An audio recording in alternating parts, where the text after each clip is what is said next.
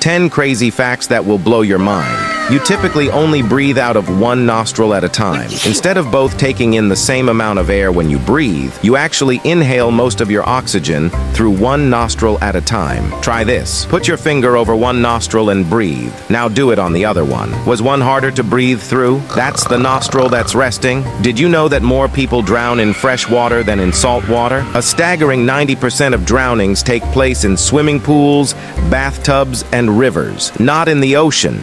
Your brain is extremely powerful and demanding. It uses 20% of all your body's energy just to function. And did you know that the brain named itself?